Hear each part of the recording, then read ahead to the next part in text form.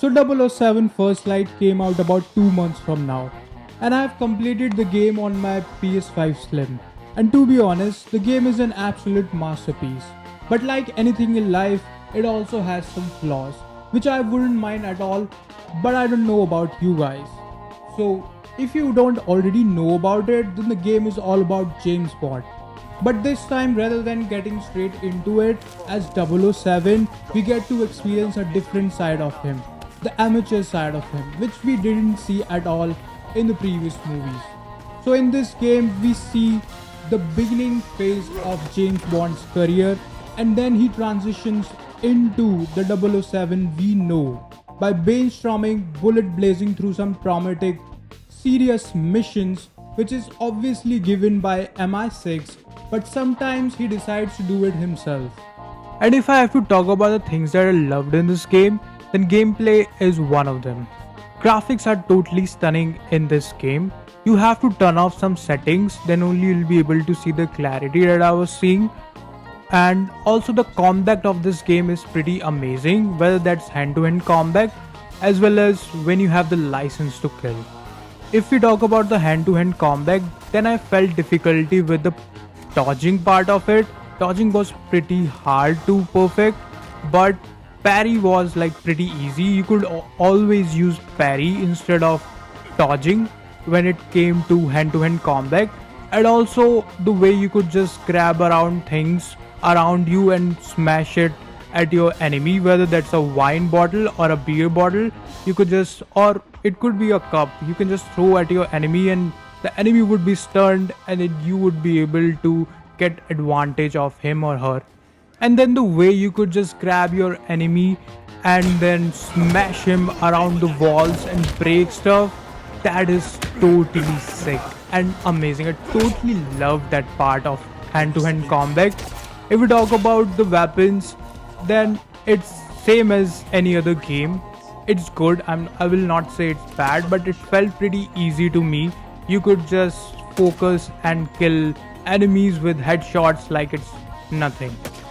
And I would also like to add that faking system that they have added in the game, where you could just pretend to be someone else that you're not, and then you could just go through a lot of enemies without even hurting them or without even getting into a fight with them. Sometimes you just don't want to get into a fight, you just want to go ahead with the story because there's a lot of things going on in the story and you just want to find out what is actually going on. Although it did make the enemies look very dumb in certain part of the area where it was pretty obvious that we are not that person we're pretending to be, but they just couldn't figure out. But forget about it, it's just a game in the end. And if I have to talk about the difficulty of this game, then I was playing on medium settings and I could feel that difficulty somewhere in the game, but not throughout. It felt pretty easy. Just in the dodging mode I was talking about felt a little bit hard, but apart from that, game was pretty easy to go through. After the gameplay, I totally loved the story of this game. The story was pretty amazing. The way they used AI was pretty realistic, and the use cases and drawbacks of Thea that they showed in the game are pretty, close to the real life. It didn't feel something very out of this world.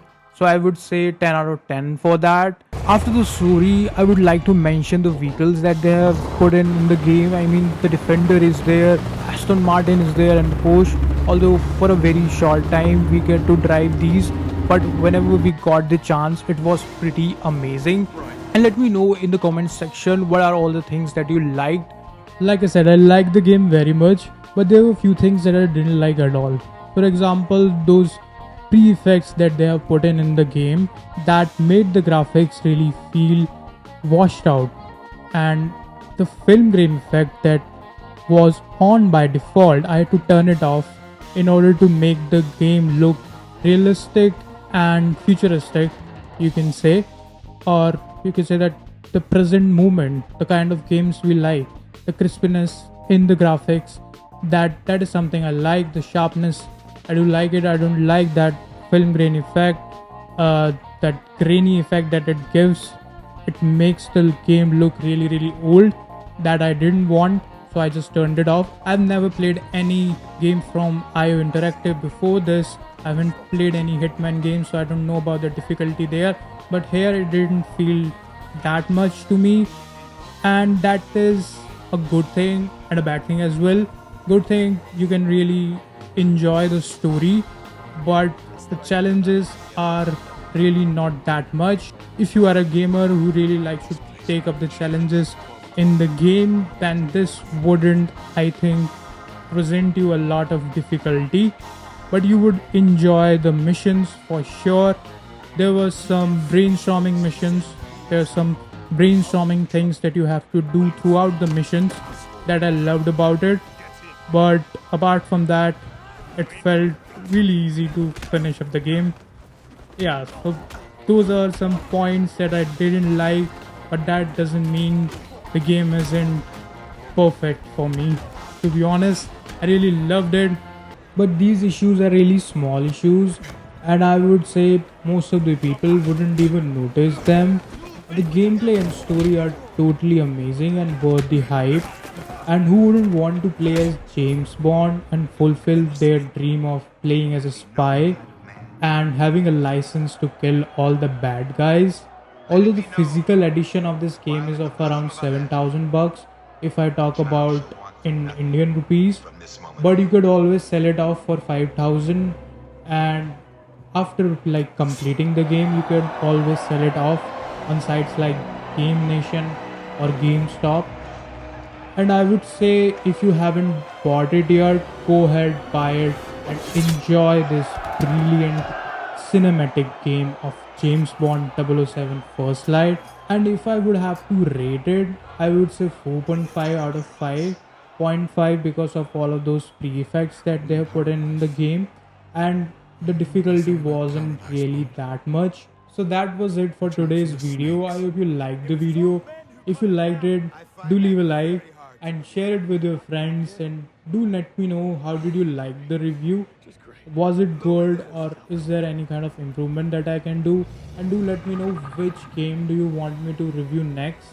I'll completely play it and then only review it. I promise. Bye bye. I'll meet you in the next one.